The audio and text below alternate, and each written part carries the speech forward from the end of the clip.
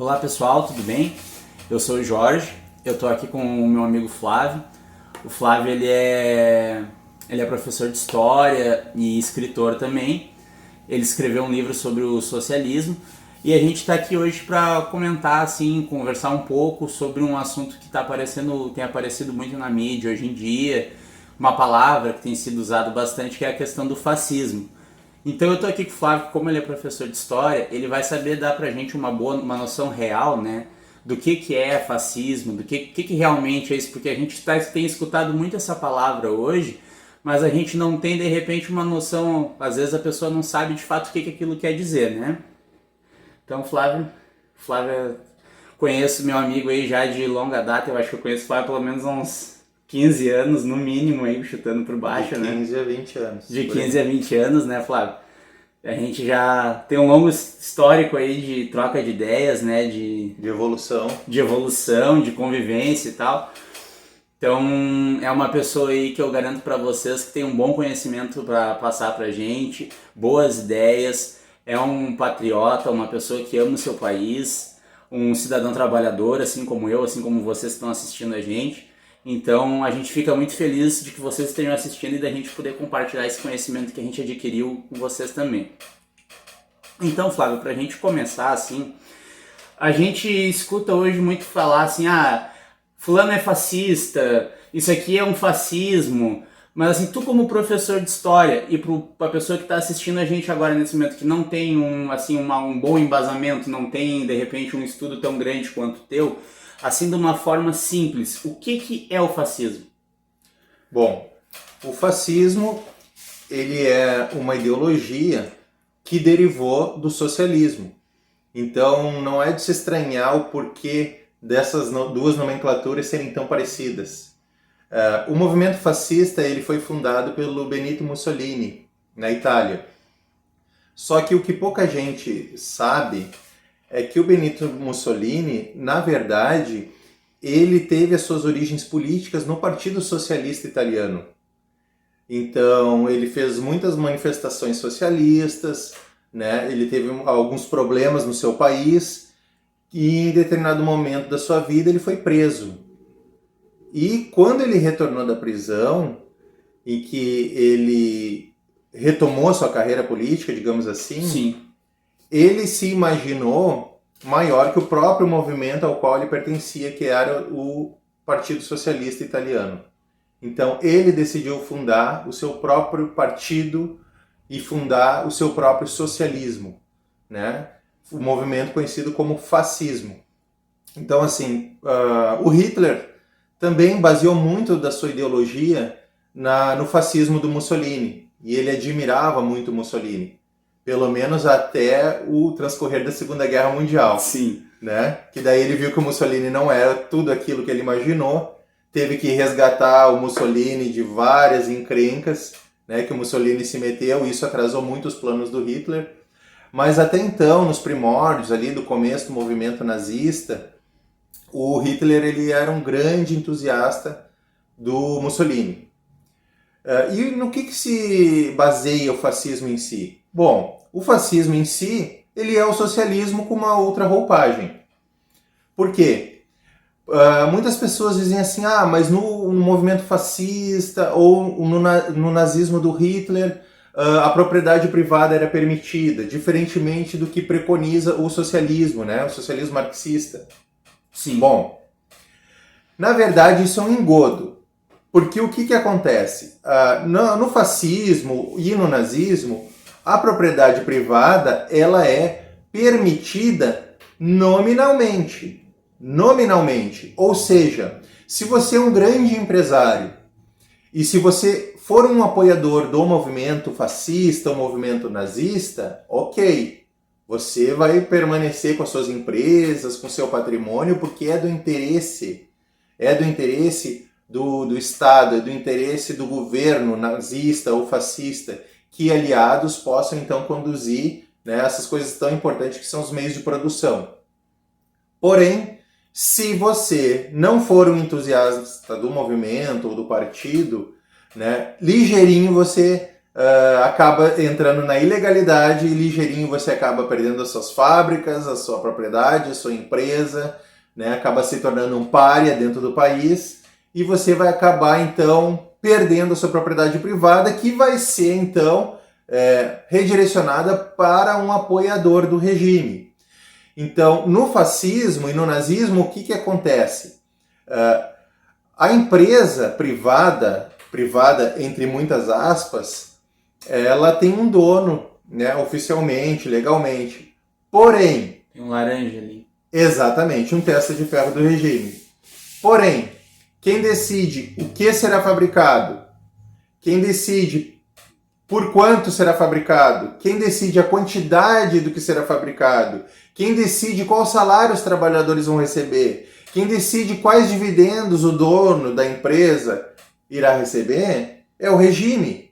Então isso é um socialismo um pouco diferenciado. A diferença, então, clássico. básica entre o socialismo do Marx e o fascismo, a única diferença seria que o fascismo ele dá uma cara para esse socialismo, ele dá um líder para esse movimento, que seria, no caso, por exemplo, no caso da Itália, o Mussolini, que foi quem assumiu essa liderança do movimento, como ele sendo a cara do movimento, e no caso da Alemanha, o Hitler, então. Só que lá é chamado de nazismo, mas seria basicamente o mesmo sistema, sendo que a diferença entre o socialismo e o fascismo é que o fascismo está dando ali um líder pro movimento, isso? Na verdade, o que acontece? O fascismo e o nazismo, eles são evoluções naturais do socialismo. Sim. Né? Então, o socialismo é a base do fascismo e do nazismo. Eles têm algumas diferenças, tá? Essa questão do personalismo, da grande liderança, não é uma exclusividade do fascismo ou do nazismo. Porque vocês vejam bem que todos os regimes socialistas também tiveram grandes líderes fortes. Sim. Né? Como o Lenin, como o Stalin, como o Fidel Castro, Ceausescu da Romênia, o Coronel Tito, né, da Iugoslávia. Então todos eles têm essa questão do culto à personalidade. Então aí eles são muito parecidos.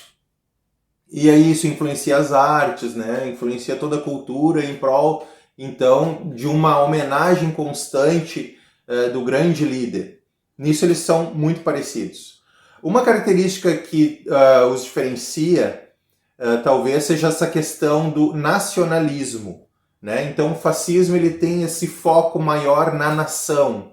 Né? A minha nação é maior que as outras, a minha nação tem um destino manifesto, digamos assim. Ele não encaixa então com o socialismo globalista, então.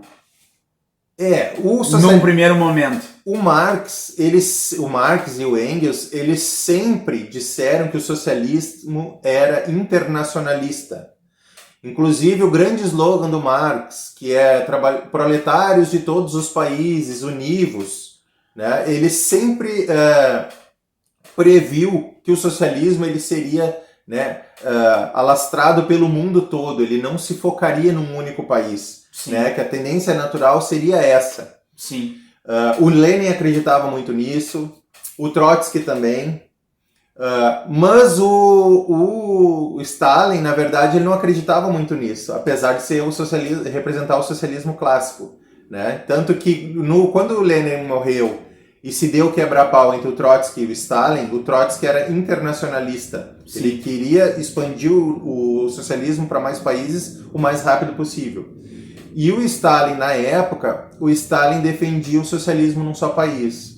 Né? Não é que o Stalin não queria propagar o socialismo para outros países, ele queria, mas ele pregava que era necessário fortalecer primeiro o socialismo na Rússia e a posterior União Soviética, para depois, aí sim, né, depois desse fortalecimento, começar a financiar, né, revoluções em outros países, revoluções socialistas.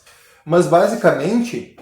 Né? O Mussolini ele defendia um grande destino para a Itália. Né? O Mussolini ele queria reviver os tempos áureos do Império Romano. O Hitler a mesma coisa. Né? O Hitler pregava muito aquela questão da raça, né? Da raça ariana, dos arianos dominarem o mundo. Da qual ele mesmo não fazia parte, né? Mas... exatamente. Mas tudo bem. Mas é que são coisas assim, essas ideologias, elas são tão insanas que vale tudo, entendeu? Sim.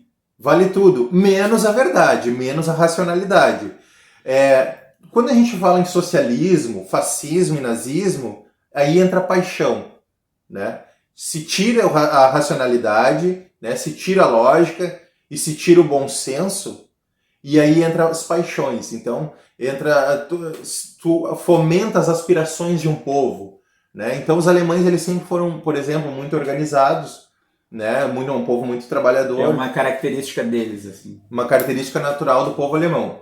Então, assim, o que o Hitler fez? Ele pegou essas características do povo alemão, né, e fez eles sonharem, dizendo assim, não, vocês são os melhores, vocês são os caras e vocês não merecem, né, estar num nível de igualdade das outras nações. Vocês têm que estar acima. Vocês nasceram para um local de destaque. Exatamente. Então, essa teoria do arianismo não foi ele que criou, né? Mas ele foi o cara que deu o principal impulso. Sim. Né? Ele deu popularidade para essa tese. Então, outros caras antes dele já tinham, né? Se é que se pode chamar de filósofos ou pensadores, né? Que defendem esse tipo de ideologia. Mas eles já defendiam, então, essa superioridade ariana sobre os demais povos. E o Hitler foi o cara que pegou essa ideia e colocou ela em destaque, em evidência, né? Ele era um excelente orador, né? Uma pessoa que tinha um poder de persuasão muito grande, né? Ele era um hipnotizador de massas e ele usou todo o seu poder de argumentação com para trazer e vender essa ideia, né, da raça superior, da raça ariana. Isso aí que tu colocou é um ponto importante. Eu, inclusive, assisti um documentário esses dias que a pessoa comentava exatamente essa característica dele, porque ele era um homem de baixa estatura. Não sei agora ao certo a altura dele, mas ele era bem baixinho, assim, questão de entre 1,60 m e 1,70 m ali. E o pessoal comenta que quando ele subia no palanque, no púlpito, para fazer o discurso dele, ele crescia de uma forma que não condizia com a estatura física dele. Ele tinha uma presença muito forte. Então isso era o que acredito que ajudava ele a insuflar no público aquele sentimento, né? Mas então, assim, para a gente concluir essa primeira questão, o fascismo, ele nada mais é do que o socialismo ali com umas poucas diferenças, ali a questão do sentimento um pouco mais nacionalista e tal, mas é o mesmo sistema. Exatamente, eles derivam, né, da mesma origem, eles bebem água da mesma origem, né, que é o socialismo. Então, se a gente pegar a ideia do socialismo, ela não começou com Marx, né? Então, antes do socialismo científico que o Marx e o Engels representaram, né, que é dizer como efetivamente o socialismo deveria ser feito. Dá um feito. Método para implantar. Exatamente, eles foram os caras que deram o método para a implantação do socialismo. Só que antes deles existiam os socialistas utópicos, que eram socialistas que eles almejavam uma sociedade diferente, né, uma sociedade sem classes sociais, só que eles não davam os caminhos. E uma grande referência do socialismo utópico, né, de uma obra de socialistas utópicos, ou que pelo menos usaram para defender o socialismo utópico, foi a Utopia de Thomas Morris. Sim. Então eles usaram bastante essa obra, né, que é uma obra ficcional. Os caras primeiro chegaram, a gente quer chegar aqui. E o Marx e o Engels foram os caras, não, para chegar aqui primeiro se faz isso, esse é o caminho. Exato. Inclusive, assim, com o advento do Marx e do Engels e de outros socialistas científicos, existia até uma certa animosidade entre os socialistas utópicos e os científicos, porque os socialistas científicos diziam que os utópicos usavam pejorativamente mesmo, né, esse termo utopia, diziam que eles eram sonhadores, não passavam de sonhadores. Sim. E que eles sim, os científicos, eram os verdadeiros socialistas, porque eles tinham a capacidade de apontar para as massas o método, a forma que eles poderiam, né, implementar o socialismo no mundo. Então, hoje mesmo, pesquisando um pouco rapidamente ali, antes de vir para cá, eu vi que muitas fontes assim caracterizam o fascismo, né, como eles identificam o fascismo como um movimento político de extrema direita. Mas eu agora com a tua explicação e com o que eu li, eu acredito que essa confusão se dê pela questão do amor à pátria, ali, o nacionalismo que entra no fascismo. Então eu acredito que esse seja o motivo da confusão, do pessoal dizer que o fascismo é um movimento de extrema direita.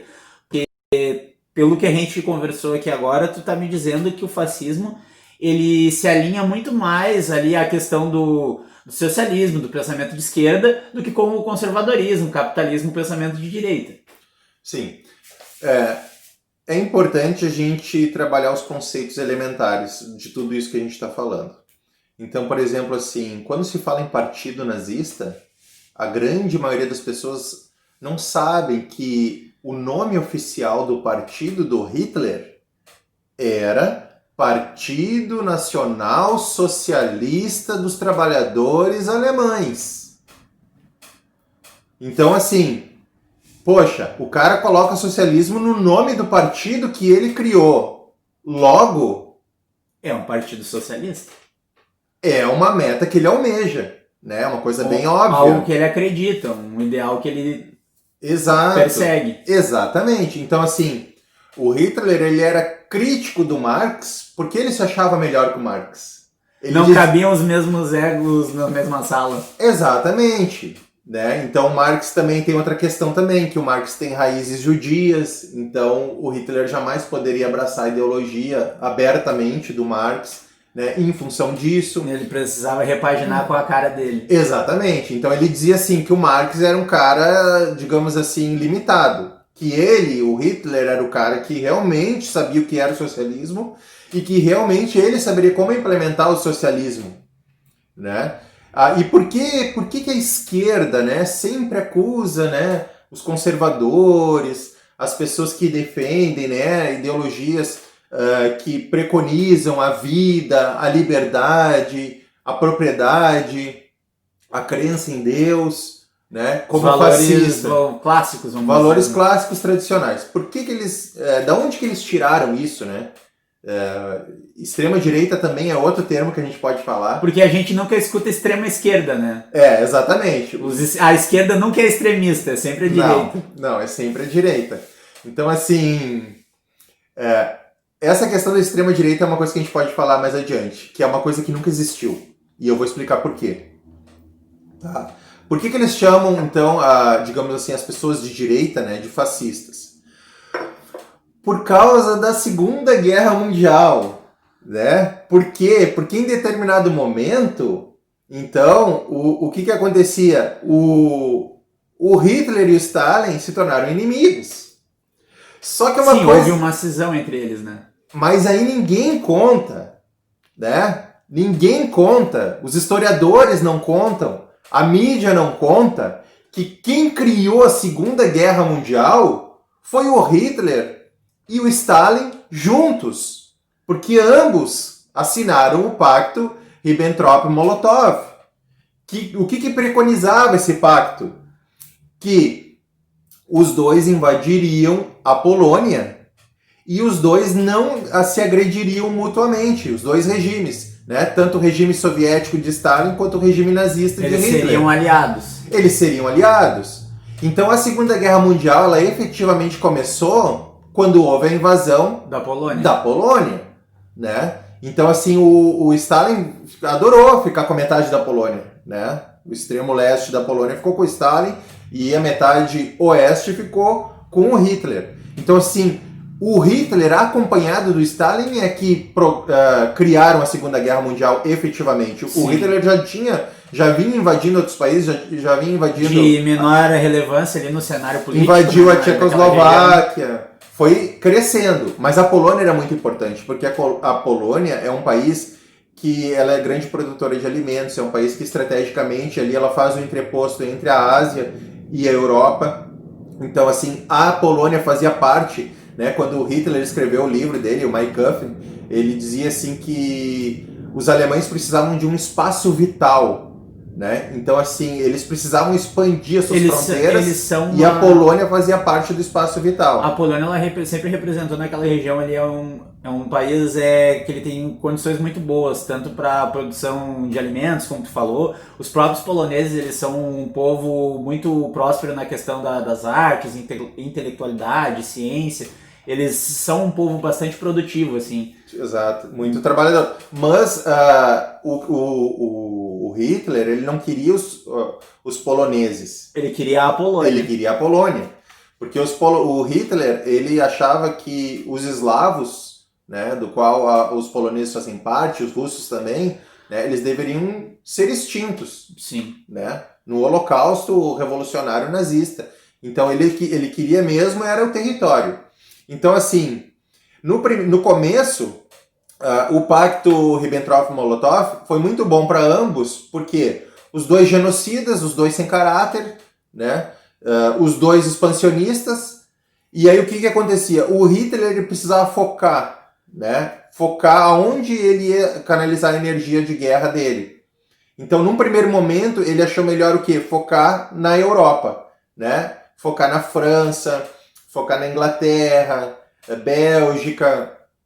Então, todo o lado ocidental da Europa foi o lado que o Hitler, num primeiro momento, achou melhor focar. E aí, depois que ele tivesse fortalecido, né, pego esses territórios e as suas indústrias, né, as suas riquezas minerais, aí ele sim... tivesse absorvido aquele poderio militar daquela região. Aí sim ele partiria contra a União Soviética do Stalin, né, contra o poderio do Stalin.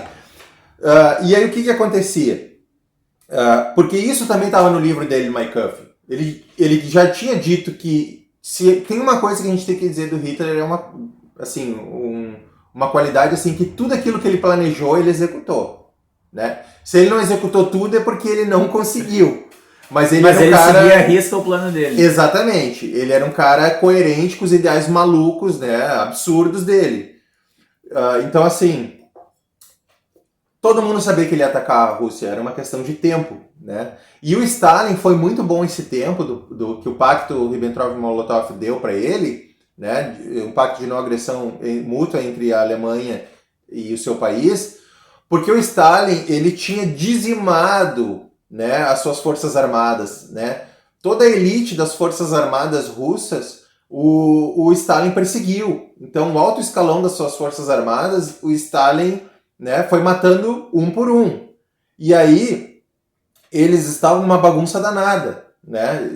Fora a fome gigantesca, né, que a Rússia tinha passado pelos planos malucos, né, planos econômicos malucos dos comunistas lá na Rússia e posterior à União Soviética. Então, assim, eles estavam assim, muito desestruturados. Né? Tanto é assim que o Stalin tentou invadir a Finlândia num primeiro momento e tomou uma surra dos finlandeses, um país pequeno, montanhoso, com a população pequena. Não tinha evolução tecnológica de armamento nem nada. E aí o que acontecia? Eles até conseguiram conquistar, né, a Finlândia, mas assim morreu muitos russos. Foi a muito custo. Muito custo, não valeu a pena de forma alguma.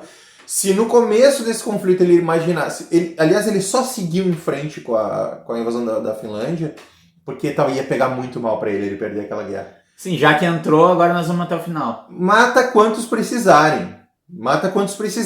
Gente não nos falta. Então, assim, ele até ganhou porque, assim, ó, era muita gente. Ele ganhou em volume, não por, exatamente, por eficácia. Ele mandava 100 mil, os finlandeses matavam 100 mil. Eles mandavam 200 mil, os finlandeses matavam 200 mil. Foi no cansaço. Só que daí chega um ponto que os finlandeses não são infinitos também, né? Sim.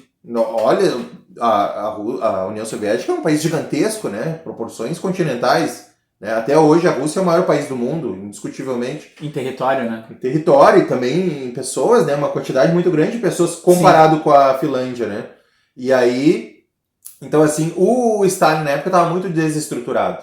Então para ele foi bom esse pacto, para ele se preparar, porque ele sabia que o Hitler ia vir também. Sim, porque na realidade, como dois caras malucos com uma visão imperialista, ele na realidade ninguém queria dividir nada com ninguém. Eles estavam se ajudando enquanto estava sendo benéfico. Todos os dois esperando a hora certa de dar o bote no outro. Os dois eram imperialistas, os dois eram expansionistas. E por que a esquerda então diz, né, que a direita, a extrema-direita é fascista, né? Por quê? Porque na Segunda Guerra Mundial, o maior período da Segunda Guerra Mundial, de fato, os comunistas, né, do Stalin, o regime stalinista, lutou contra o Hitler. Mas ele não lutou por ideais de liberdade, né, de vida, de propriedade. Foi pela própria causa dele. Foi pela causa dele, para defender o regime dele, o socialismo dele. Então, assim, os espertinhos... socialismo contra socialismo. Então os espertinhos, né, os espertinhos da mídia e os historiadores de esquerda, o que eles fazem? Né? Eles fazem uma confusão danada no conflito da Segunda Guerra Mundial, porque eles dizem assim, não, porque os principais líderes da Segunda Guerra Mundial eram, né, a Inglaterra, os Estados Unidos e a União Soviética, contra a Alemanha nazista. Sim, só que os Estados Unidos e a União Soviética estavam defendendo o quê? Essencialmente, a liberdade do mundo livre, né? Valores democráticos, propriedade Sim, porque privada. uma vez que Adolf Hitler tomasse toda a Europa, não ia demorar muito para ele mirar as Américas, né? Exatamente. Aliás, ele chegou, através do seu aliado, o Japão, ele chegou, né, até o território dos Estados Unidos, através de Pearl Harbor. Porque, então, o eixo ali, naquele momento, era formado pela Alemanha, a Itália e o Japão. Sim, e até o acontecimento de Pearl Harbor, os Estados Unidos não havia entrado de fato no conflito. Não. Ele funcionava como um fornecedor de tecnologia, de armamento. Pra ele estava ótimo e maravilhoso, né? Eles se viram obrigados a entrar de fato no conflito. Foi até uma decisão que acredito que os japoneses se arrependam até hoje. Sim. É que, na verdade, o que acontece? Agora fugindo um pouquinho do que a gente estava falando, né, dessa questão do fascismo. Por que o Japão... Foi uma questão de vida ou morte para o Japão ter atacado os Estados Unidos, porque os Estados Unidos, antes disso, antes de Pearl Harbor, tinha fechado as torneirinhas no mundo todo do petróleo. Então os japoneses iam ficar sem petróleo. E aí eles viram que o grande problema, a pedra no sapato deles, naquele momento ali, quem tinha organizado esse boicote, né, do mundo afora, tanto dos próprios Estados Unidos que pararam de exportar petróleo para o Japão, como os Estados Unidos se articulou com os outros países para também cortar o fornecimento de petróleo para o Japão entendeu então que os Estados Unidos eram um mal que eles tinham que atacar, eles não queriam, mas eles precisaram. Eu acho que foi uma estratégia muito errada também, apesar disso, apesar dos motivos dos japoneses. Mas, enfim, com certeza eles se arrependem. Mas voltando à questão inicial, a confusão toda de chamar a direita de fascista é essencialmente devido à questão da Segunda Guerra Mundial. Só que eles espertamente, né, não dizem para as pessoas que quem começou a Segunda Guerra Mundial foi o Hitler e o Stalin abraçadinhos, né, invadindo a Polônia, cortando o país no meio e transformando os poloneses em escravos. Os dois juntos. Depois, convenientemente para o Stalin, convenientemente para ele, foi importante ele se aliar à Inglaterra, aos Estados Unidos e aos outros países contra o Hitler, porque o Hitler não ia se limitar só à Europa Ocidental. Ele simplesmente auxiliou a resolver um problema que ele mesmo causou. Exatamente. Então, assim, o Stalin não é santo, né? De forma alguma. Inclusive, eu acho que o Stalin é um monstro muito pior que o Hitler. Mas muito pior que o Hitler. Porque se o Hitler matou, né, aproximadamente em torno de 6 milhões de pessoas, né, em função da Segunda Guerra Mundial, o Stalin... Isso incluindo aí já os judeus? Ou não? Não, desculpa. Ele matou só os judeus, foram 6 milhões, né? Exatamente. As outras pessoas das outras nacionalidades foram muito mais. Sim. Mas era um conflito de guerra, né? O Stalin... Exatamente. O Stalin matou muito mais. O Stalin matou só dentro da casa dele, dentro da Rússia, 20 milhões de pessoas. Né? Essa é uma da... E eu não estou falando em estado de guerra. Eu estou falando em estado de paz, dentro do país dele. Perseguiu etnias, perseguiu pessoas, fez êxodos absurdos, né? Mandava as pessoas para os gulags, que isso é outra coisa interessante também a gente falar dos gulags, né? Porque a esquerda diz que a direita, então, é fascista, é nazista. Ah, pois é, né? Com quem será que o seu Hitler aprendeu a desenvolver os campos de concentração? Da onde que o Hitler tirou essa ideia dos campos de concentração? Onde é que ele se inspirou? Foi dele? Foi da cabeça dele? Não. Na época em que os dois regimes eram aliados, o regime naquele nazista, namorico ali. o regime nazista e o regime socialista do seu Stalin, ambos mandavam, né, instrutores militares. Então os nazistas mandavam, né, seus embaixadores, seus instrutores militares lá para a União Soviética da mesma forma para a Alemanha, e nesse momento, então, né, os oficiais da Alemanha nazista tiveram conhecimento, foram apresentados para eles os gulags da União Soviética, os campos de trabalho forçado. Aí, então, que o Hitler teve essa ideia dos campos de concentração. Então, assim, se é para dizer, né, quem é mais parecido com o regime nazista ou fascista, obviamente é o socialismo. Porque ambos derivaram do socialismo e ambos são muito mais próximos do socialismo. Porque, basicamente, o que a direita defende? Vida, liberdade e propriedade. Vida, liberdade e propriedade. Essas coisas os regimes socialistas na prática trouxeram para suas populações? Nem nos seus planos e nem na prática. Resumindo, então, a confusão se dá porque o fascismo italiano do Mussolini, o nazismo alemão do Adolf Hitler, e o socialismo ali do Stalin são o mesmo ideal, o mesmo sistema político-econômico. A confusão se dá então porque num certo momento o Stalin se aliou aos aliados, se virando contra ali, né, a Itália e a Alemanha, que ele no início teria apoiado, e como era uma nação assumidamente de esquerda, criou-se essa ideia de que os alemães que o nazismo e o fascismo seriam sistemas de extrema direita, mas não, são todos de esquerda. Claro, com certeza. A confusão é unicamente essa. Esse termo, aí é que a gente entra, né? Vamos entrar nesse termo, extrema direita. O que é extrema direita? Bom, se a direita, né, em essência, defende isso, vida, liberdade, propriedade, né, temor a Deus, basicamente isso. Nem todas as pessoas de direita, né, são cristãs, têm uma fé, existem pessoas ateias de direita, né? Mas vamos dizer assim, a defensora, a direita, o conservadorismo é pelos valores clássicos ali, né? Independentes eles da imagem de Deus, do cristianismo ou não. A direita defende a liberdade, né? A liberdade resume boa parte do pensamento de direita. Por quê? Vida. Onde que a gente associa a liberdade à vida? A partir do momento que existe um feto, né, no útero de uma mulher, ele deve ter a liberdade de nascer, né? Ele é um ser humano, então ele deve ter, né, assim como a própria pessoa que cogita abortá-lo, um dia nasceu, ela teve essa liberdade, foi dada essa liberdade para ela. E essa liberdade ela tem que ser estendida para todos os seres humanos. Propriedade. Sem liberdade econômica, né, sem eu construir o meu negócio, né, e vender, oferecer os meus produtos para os meus clientes, ter essa liberdade, não tem economia. Propriedade, eu tenho que ser livre, né, para mim adquirir a propriedade que eu quiser, né, não como na União Soviética, né, que o Estado criava aqueles apartamentos que pareciam caixas de sapato gigantes, né, e colocava as pessoas lá quem ele queria, ele escolhia, o Estado definia onde tu ia morar, onde tu ia trabalhar, quanto tu ia receber. Né? Eu tenho que ter liberdade de trabalhar, né? Liberdade de escolher onde eu vou morar. Isso quando dava salário, né? Porque a Coreia do Norte, perdão, pelo que a gente tem assim um pouco de notícia que se tem, eu acredito que pelo que eu vejo assim lá não exista salário. Eu acho que lá o pessoal tá ganhando ração e é isso. Isso é outra coisa também. Os regimes socialistas, eles sempre pecam, né? Eles são a mentira em essência, né?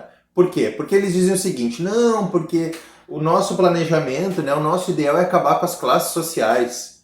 Porque hoje existem as classes sociais da burguesia lá em cima, no topo, e os pobres trabalhadores oprimidos embaixo. Então a gente quer acabar com tudo e nivelar, acabar com as classes sociais. Deixar todo mundo rico. Isso é uma mentira. Eles nunca quiseram acabar com as classes sociais, até porque o próprio Marx já deixou bem claro isso, né? No próprio Manifesto Comunista, né, que é um livreto que ele fez, que é uma base, que é uma literatura de fácil compreensão, né, para todas as pessoas. É diferente da sua obra-prima, né, que é o Capital. Então, assim, o Manifesto Comunista ele já diz que o partido ele depende de uma elite intelectual, né? Então, assim, os trabalhadores têm que delegar o poder para essa elite intelectual socialista, e essa elite intelectual socialista, então, diria os rumos que o socialismo deveria tomar, né, para todas as pessoas. Então, assim, ó, em todo o regime socialista implementado, a primeira coisa que eles fazem é criar uma casta política com benesses, né? Porque, assim, na União Soviética existia, né, os paparazzi, que eram os funcionários públicos soviéticos. Então esses caras eram a elite, né? Os militares soviéticos eram a elite. O povão não decidia nada. O povão passava fome, passava frio, passava necessidade. Eles nivelam todo mundo por baixo daí. Essa elite do Partido Comunista, eles nunca passaram fome. Eles não moravam junto com o povão. Existiam condomínios de luxo para a elite socialista soviética, muito distantes e muito diferentes de onde o povão morava. Então lá nesses condomínios de elite tinha piscina, tinha academia, tinham lojas de produtos importados. Então assim, eles comiam do bom e do melhor. Tudo aquilo que o capitalismo, que o mundo capitalista produzia do bom e do melhor, eles importavam e dispunham lá para sua elite, né, do Partido Socialista. Então assim, é uma casta privilegiada. E na Coreia do Norte acontece a mesma coisa.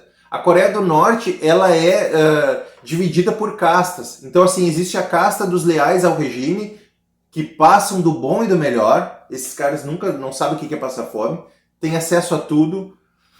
Tem a classe dos neutros, que são um povão ali, né? Que não é nem pró-regime, nem contra. Tá vivendo. Sobrevivendo. E existe a classe dos hostis ao regime. Só que existe um detalhe.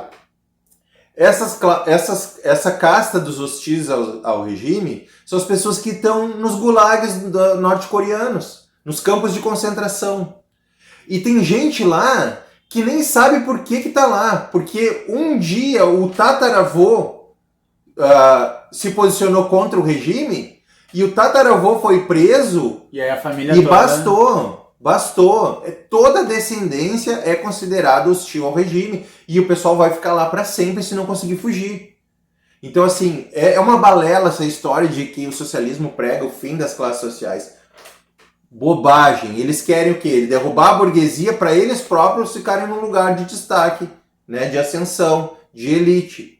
Então, não é a divisão vamos dizer, a divisão da riqueza. Eles querem ser eles os proprietários da riqueza. Exatamente, porque eles são os iluminados, eles sabem o que é melhor para o povo. Então eles que decidem no que o povo vai trabalhar, aonde o povo vai morar, o que o povo vai comer, o que o povo vai pensar. Então eles são a elite iluminada. Entendi. Então essa história de extinção de classes sociais então, quando é outra a gente balela. pega, assim, por exemplo, você vai ver um vídeo antigo, uma personalidade brasileira que foi bastante conhecida ali na final da década de 80 e durante a década de 90, até um pouco do início dos anos 2000 ali até o falecimento dele. Eu vejo assim como... Eu não tenho um grande conhecimento assim das personalidades políticas do país, assim, mas eu vejo assim das que apareceram assim que era um forte expoente assim da capacidade do brasileiro em questão de intelecto e de gestão, que para mim é o Dr. Enéas Carneiro, né? Então quando a gente vê um vídeo antigo dele, por exemplo, que tem lá um jornalista que acusa ele de ser um fascista. Então, não tem absolutamente nada a ver com o que ele defendia, porque o Dr. Enéas ele era assumidamente conservador, ele mesmo se dizia um defensor dos valores clássicos, da família, da liberdade, da propriedade, do desenvolvimento do indivíduo, né? Foi bom tu ter falado do Dr. Enéas, porque eu já tinha me perdido na essência da tua pergunta, que era a questão da extrema-direita, que a gente vai se aprofundando, né, na questão histórica. Sim. Então, assim, gente... Por que eles falam... por que eu digo que não existe, nunca existiu extrema-direita? Porque os conservadores, a direita, defendem isso que eu disse para vocês. Questão da liberdade, né? Vida, liberdade, propriedade. Porém, a direita, ela ainda admite a existência do Estado. Porque o Estado, a estrutura do Estado, é o que permite o florescimento do socialismo. E a direita, apesar dela defender todos esses valores, né, da livre iniciativa, livre mercado e tudo mais, ela admite a existência de um Estado mínimo. É até necessário, né? Dentro daquela proporção. Para a direita, sim. Então, o que seria a extrema-direita? É uma inviabilidade até assim terminológica, essa questão da extrema-direita. Porque se a direita defende esses valores de liberdade, propriedade, livre iniciativa, livre consciência, a extrema-direita o que defenderia? Defenderia tudo isso, né? Ou seja, totalmente contrário ao que o Hitler defendia, ao que o Mussolini defendia. Que era o Estado inchado, né? O Estado totalmente intervencionista, controlando tudo. O Mussolini dizia, né? Tudo dentro do Estado, nada fora do Estado e nada contra o Estado. Ou seja, regimes socialistas, nazistas e fascistas, eles dão a primazia para a coletividade, né? Para o coletivo em detrimento do individual, do ser humano, da pessoa, de você. Eles não querem saber o que você pensa. Você tem que estar incluído dentro de um sistema que eles já pensaram previamente para você. Então, se você não concorda, você já não está, né? Já não é uma pessoa, digamos assim, bem vista pelo regime. Sim. Então, assim, a extrema-direita, o que seria? Seria, assim, além dos ideais de liberdade que a direita defende... A total não existência de governo? Exatamente. A abolição do Estado seria o anarcocapitalismo. Eu vejo dessa forma. O que seria o anarcocapitalismo?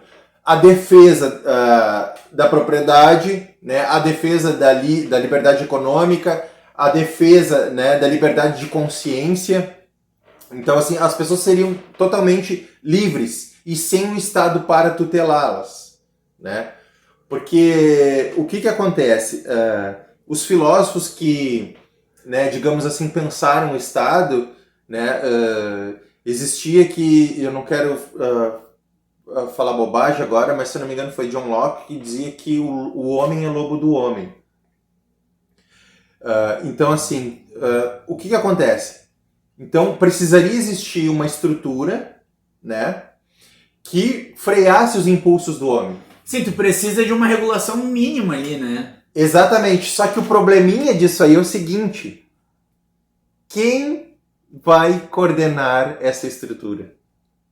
Não vai ser homens? Não vão ser homens? Sim, não tem...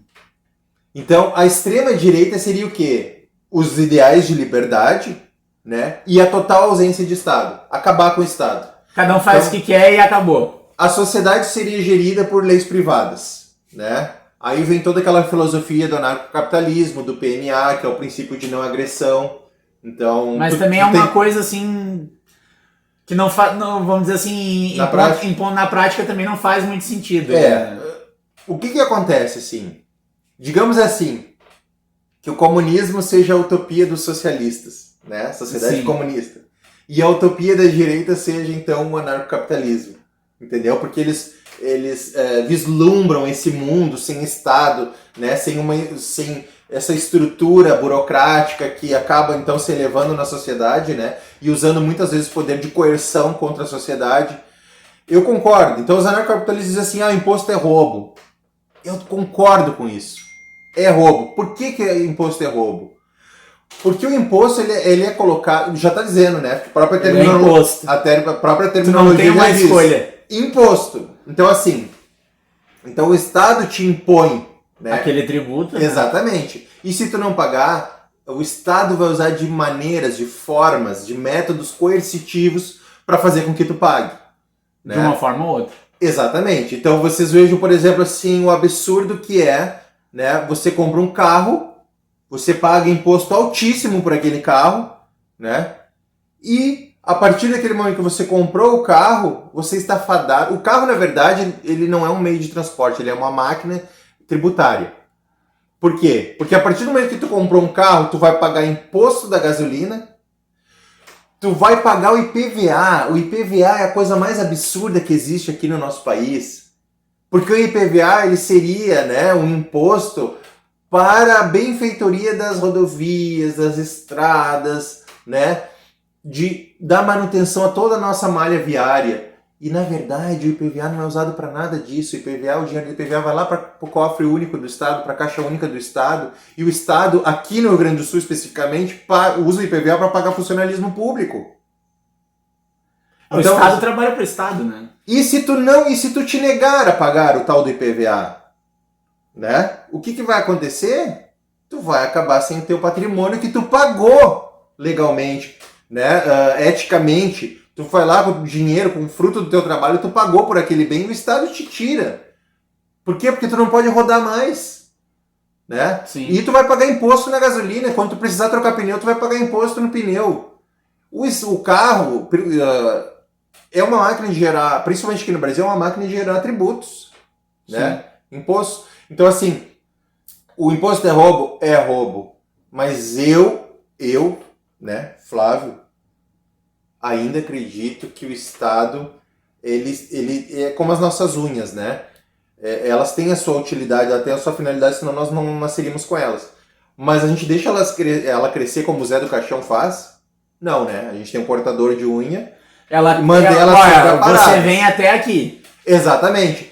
Ah, mas não é fácil. Não, porque o Estado em si, ele quer se justificar e ele quer sempre crescer. Porque ele é uma espécie de câncer. Ele quer crescer para aumentar a sua estrutura e manter a sua necessidade. Mas caberia à sociedade criar meios, mecanismos e formas para estar sempre podando ele. Sempre podando ele. Porque eu não consigo vislumbrar, sinceramente, eu conheço os argumentos dos anarcocapitalistas, né, libertários. Sim. Mas eu não consigo vislumbrar, por exemplo, assim, a questão da justiça. Né? Eu particularmente acredito que o Estado deve ser mínimo dos mínimos, né? E em 3 atuações o Estado deveria gerir, que é a questão da justiça, das Forças Armadas, da defesa do país e da polícia. Eu acho que isso aí, essas instituições ela tem que ter um formato neutro. Eu acho que elas seriam cooptadas muito fácil financeiramente. Eu acho que uma pessoa muito, muito rica utilizaria esses mecanismos de uma maneira mais direta, né, se eles fossem privados contra as pessoas que não tivessem, né, essa mesma, que é o que a gente já, essa mesma estrutura, que é o que a financeira. gente já viu aí em alguns filmes de ficção, né, como por exemplo Robocop e tal, que tem aquela questão que a polícia é gerenciada por uma empresa privada, que é a OACP e tal. Exatamente. Eu acho que a coisa, a ideia é bonita, mas eu acho que assim, gente, o ser humano é um bicho triste. O ser humano consegue estragar tudo.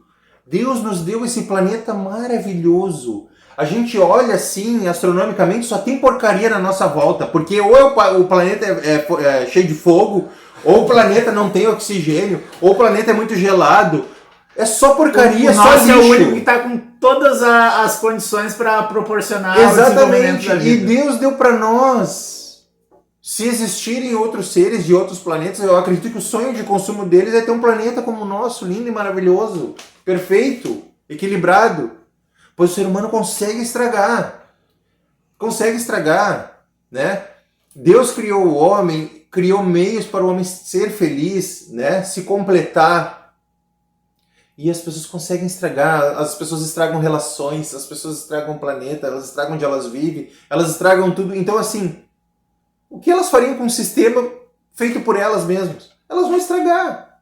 Então, assim, embora os ideais anarcocapitalistas sejam bonitos, né, e sejam justos, né, baseados na ética, na prática as pessoas vão acabar estragando. Mas eles vão dizer assim, mas e o Estado? Sim, mas é o que a gente conhece, é a ferramenta que a gente tem hoje.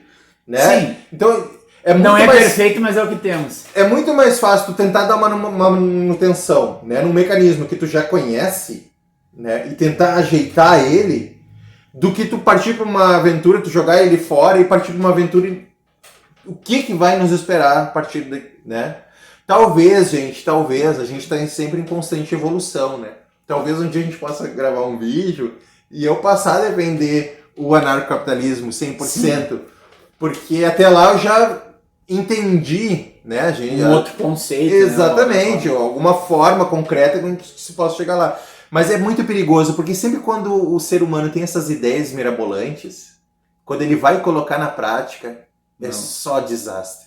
O socialismo está aí para nos provar isso.